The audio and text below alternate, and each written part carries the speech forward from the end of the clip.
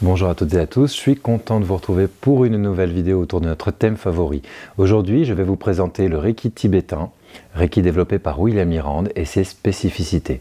Le Reiki tibétain est l'une des formes les Reiki les plus pratiquées au monde et nous allons voir ensemble les détails de sa pratique et les champs auxquels il s'applique. Le Reiki est une énergie dont les principes sont connus. Nous avons déjà fait une vidéo à son sujet. Les méthodes Reiki vont utiliser cette énergie particulière, mais de différentes manières.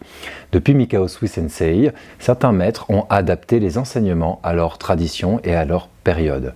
Parmi eux, William Hirand, après avoir appris toutes les formes de Reiki disponibles, en tout cas les plupart des lignées, soit les 3 lignées japonaises accessibles en Occident, ainsi qu'un certain nombre de lignées modernes, occidentales. Il les a réassemblées dans un nouveau système auquel il a apporté ses propres connaissances métaphysiques. Et nous avons donc eu le Reiki tibétain.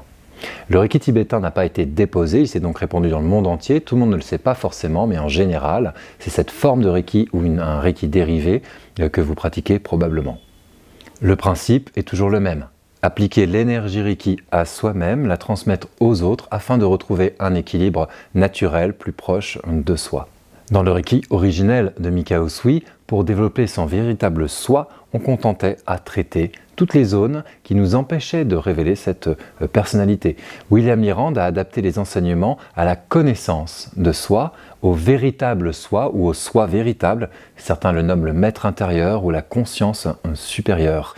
Par des méditations par le regard, par le mouvement, par le son, par l'ajout de cristaux de quartz et de grilles de cristaux qui viennent de William Hirand, par une recherche de connaissance de notre intention fondamentale à chaque instant, et notamment par des techniques qui prennent en compte la loi d'attraction afin de réaliser nos buts et de mieux se réaliser dans le monde.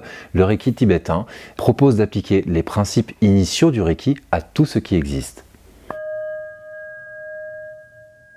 L'une des particularités du Reiki tibétain, c'est qu'une immense liberté est offerte à l'élève. Les protocoles sont des protocoles de base, des protocoles pour expérimenter ces nouvelles formes d'énergie, ces nouvelles façons de voir le monde. Mais au final, l'élève est invité à lâcher rapidement les protocoles et à suivre son intuition. Ainsi, assez rapidement, chacun commence à avoir sa façon de pratiquer le Reiki tibétain et c'est donc l'intérêt principal de cette lignée, apprendre à se connaître, à découvrir nos propres capacités énergétiques tout en nous alignant sur les principes énergétiques du Reiki, de s'exprimer à sa manière et de pratiquer à sa manière le Reiki. Le premier degré du Reiki tibétain comporte une base commune à la plupart des formations. On va apprendre le Ki et le Reiki, les propriétés et l'histoire du développement du Reiki dans le monde, les lois énergétiques sur lesquelles on peut s'appuyer, les différents niveaux de vibration de l'énergie, comment accorder notre être sur des vibrations élevées, donner une séance à soi et aux autres, et les méditations de base, méditation gassho, et de nombreux exercices de ce type. On voit aussi les Gokai, la spiritualité du Reiki, et l'une des particularités de ce Reiki tibétain est de déjà commencer à focaliser notre intention et à prendre conscience que l'intention fait la différence dans la pratique de ce Reiki particulier. Au deuxième degré, on apprend les 3 symboles que l'on retrouve un petit peu partout, le symbole de l'amour ou de l'harmonie, le symbole de la connexion, symbole de distance, ainsi que le symbole de la force, symbole de la focalisation. William Hirand donne énormément d'explications sur son fonctionnement, les explications métaphysiques qui permettent de comprendre les principes énergétiques sur lesquels il repose et propose des techniques de manifestation d'intention pour réaliser nos buts, réaliser nos objectifs, ainsi qu'une technique de traitement développée par lui, inspirée du travail de Mikao Usui, pour se libérer d'une mauvaise habitude ou d'un comportement qui nous dérange. On peut aussi apprendre à envoyer du Reiki à distance, dans le passé, le futur, et William Hirand nous invite à laisser parler notre créativité, puisqu'au deuxième degré, tout devient possible avec les symboles du Reiki. Il y a quelques années, lorsque William Hirand a fait évoluer son système, il a invité à apprendre le 3e et le 4e degré, soit la maîtrise, dans le même stage. Le Reiki tibétain propose donc à partir du 3e degré, soit des stages groupés avec la maîtrise, soit des stages séparés, et la liberté est laissée aux enseignants d'enseigner séparément le 3e degré et le 4e degré. Le 3e degré est centré autour du symbole de maître. Le symbole de maître est le symbole qui nous permet de retrouver l'origine, la source de cette énergie merveilleuse, l'énergie Reiki. L'une des traductions du symbole de maître est « foyer au trésor de la grande lumière rayonnante », soit le point d'origine de l'énergie Reiki, qui correspond également au point d'origine de notre personnalité, ce que certains appellent le maître intérieur ou la conscience supérieure. Bien sûr, cet aspect n'est pas spécifique du Reiki tibétain, on va le retrouver également dans le Gendai Reiki et d'autres lignées, mais William Hirand a également amené un certain nombre de techniques à ce degré qui sont spécifiques de sa pratique, une méditation en mouvement et d'autres types de méditation de visualisation où en se concentrant sur l'image du symbole de maître, on va augmenter nos capacités énergétiques et s'ajuster dans notre pratique.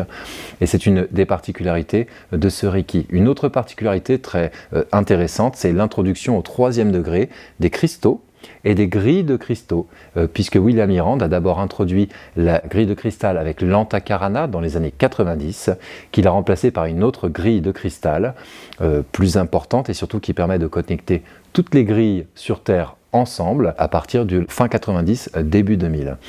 Toutes ces utilisations créent des rituels, des protocoles qui font du Reiki tibétain comme une forme de pratique que l'on peut inclure dans son quotidien, qui ne vont pas traiter que le corps dans une recherche d'ajustement, que l'esprit dans une recherche d'alignement, mais bien diffuser la pratique du Reiki dans chaque aspect de notre vie quotidienne.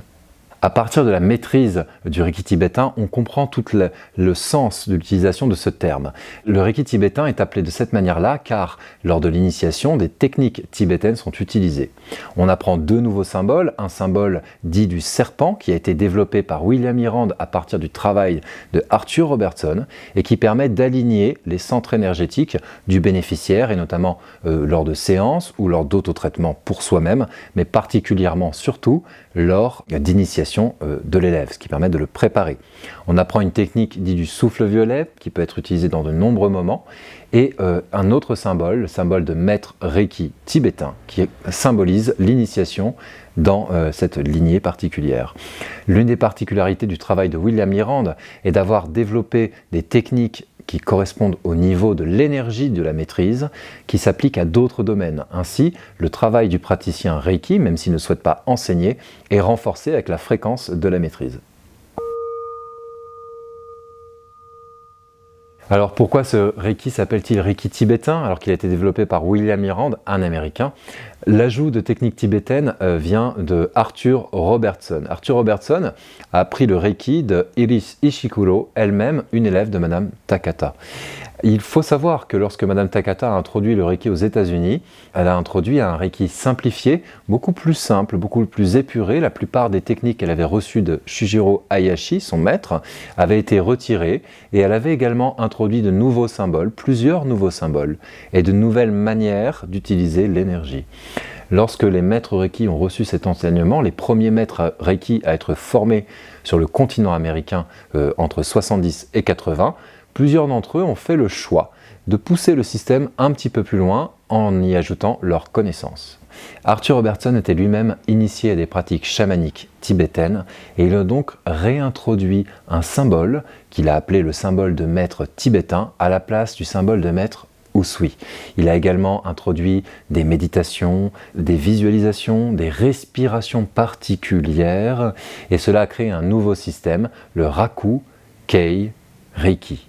Arthur Robertson et Iris Ishikuro ont lancé une association aux États-Unis qui a eu beaucoup de succès, qui s'appelait l'ARMA, où Arthur Robertson enseignait le Reiki de Madame Takata, ainsi que le Rakukei Reiki de manière séparée. William Hirand a reçu les 2 enseignements, ainsi que les enseignements traditionnels japonais, et d'autres formes de Reiki encore. Il a mis en place un symbole, le symbole du serpent, permettant d'aligner les corps énergétiques, et il a gardé le symbole d'Arthur Robertson, le symbole de maître Reiki tibétain, comme point de focalisation pour l'initiation. L'introduction de respiration particulière et de visualisation avait pour objectif d'intensifier les initiations inventées par Madame Takata. Ce nouveau système, en 6 symboles, qui comporte également l'Antakarana, un symbole onde de forme, est donc celui qui s'est répandu dans le monde entier, et c'est celui que vous pourrez apprendre dans notre école dans les 3 premiers degrés. William Hirand propose maintenant également le Reiki Holy Fire, et souvent on se demande quelle lignée choisir. Sachez que les enseignements de William Hirand sont les mêmes dans les 3 premiers degrés, et que le Holy Fire ou le tibétain, le choix ne doit se faire qu'à la maîtrise. Donc si vous souhaitez apprendre le Holy Fire, nous enseignons également les 3 premiers degrés avec les protocoles d'initiation Holy Fire qui permettent d'apprendre à distance, c'est la particularité de ce nouveau système. Si vous apprenez en présentiel, ce sera le tibétain, il n'y a qu'à la maîtrise, soit au 4e degré, que vous aurez peut-être envie d'aller vers quelque chose de plus proche de cette énergie tibétaine ou d'aller explorer le nouveau système de William Lee Rand, le Holy Fire. Je vous remercie d'avoir suivi cette vidéo jusqu'ici et notre question du jour est: pratiquez-vous une des techniques que nous avons abordées dans cette vidéo? Et si oui, question optionnelle, saviez-vous qu'elle avait été introduite par William Lee Rand? En attendant, je vous souhaite de merveilleux moments et je vous dis à bientôt avec plaisir. Au revoir.